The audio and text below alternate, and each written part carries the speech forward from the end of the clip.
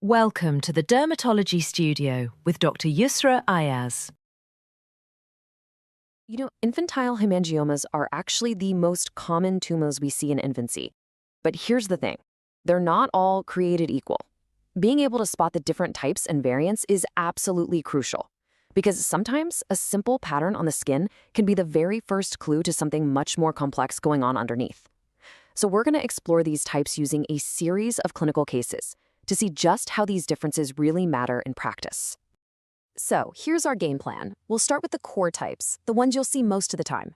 Then we're going to dive into the high-risk variants that need a much closer look, like segmental, multifocal, and hepatic hemangiomas. And we'll wrap it all up with the most important clinical takeaways. Okay, let's kick things off with the basics, superficial and deep hemangiomas. These are by far the ones you'll encounter most often. So picture this. We've got our first case, a 6-week-old baby. The key things to notice here are it's bright red, it's sharply defined, and the parents say it grew super fast from what was just a faint little red patch. All right, with those clues in mind, what are you thinking? What's the diagnosis? If you guessed a superficial infantile hemangioma, you are spot on. That classic vibrant red color is because it's right there in the upper layers of the skin. And of course, that's what gives it that famous strawberry mark look. Okay, now for case number 2. And this one, it's a little different, right? This time, we've got a poorly defined, firm swelling. It's got a bluish tint. The skin on top looks totally normal. And get this, it wasn't even noticeable when the baby was born. So, what's your take on this one? It's much more subtle. This, my friends, is a deep infantile hemangioma. Because it's located way down in the subcutaneous tissue, you don't get that bright red color.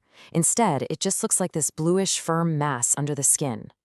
And when you put them side by side like this, the difference just pops, doesn't it? The superficial one on the left is a bright red lesion on the skin. The deep one on the right is that bluish swelling coming from beneath it. It's a perfect example of how the location completely changes how it looks. So let's break down the key features. For superficial hemangiomas, you'll often find them on the face, scalp, chest, and back. Deep ones, well, they're deeper, down in the dermis or subcutis. You can also get a mixed type, which has bits of both.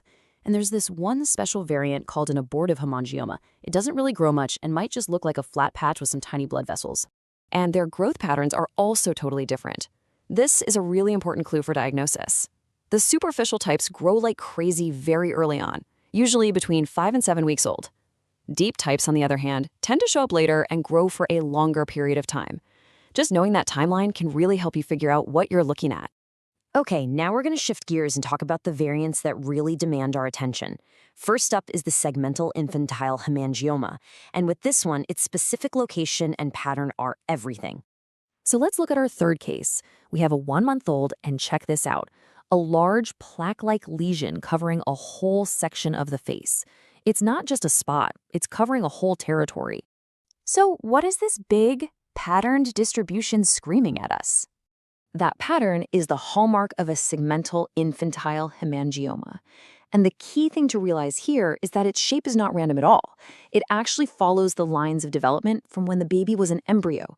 And that's a huge deal, because it means it could be linked to other developmental issues along that same pathway. So the big takeaway here is that a segmental lesion should be a huge red flag, making you look for other issues. A large one on the face could point to PHACE syndrome. If you see it in a beard pattern around the chin and neck, you have to worry about an airway hemangioma. And if you see one over the lower back, it could be a sign of underlying spinal problems. Because of all these potential connections, the workup has to be really thorough. We're talking imaging of the head, neck, and spine, an echo to check the heart, and an eye exam. And this table here is fantastic. It lays out the specific syndromes you need to have on your radar. Now, don't let the names intimidate you. Each one is an acronym that basically gives you a checklist of potential problems.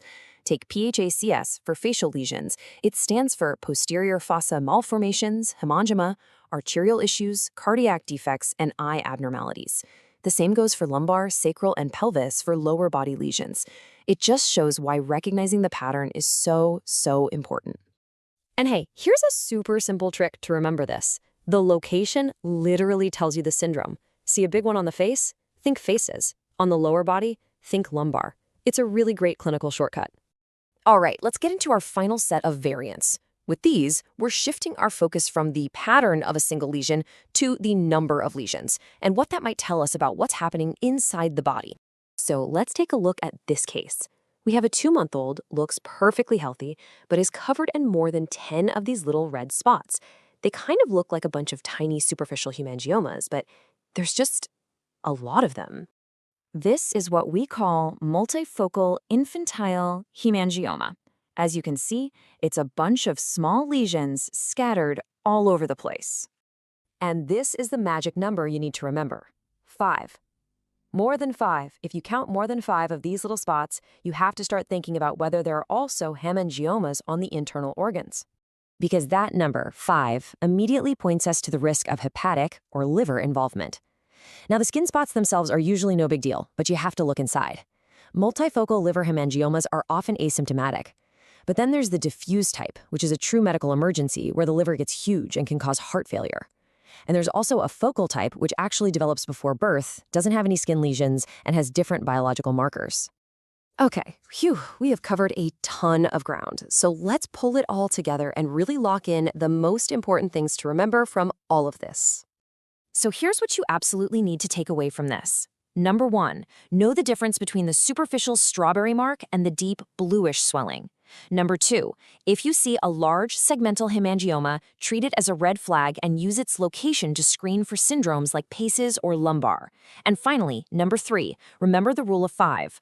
More than 5 little skin lesions means you have to check for internal ones, especially in the liver. At the end of the day, a really good physical exam is your best tool for catching these high-risk variants. And that really leaves us with a final, pretty powerful thought. When we learn to see these patterns not just as spots on the skin, but as potential clues to a systemic disease, how profoundly can we change a child's entire health trajectory? It's a powerful reminder of why being a careful observer is so incredibly important. Thanks for watching. Hit like, share, and subscribe to the Dermatology Studio. Ask your skin queries in the comments below.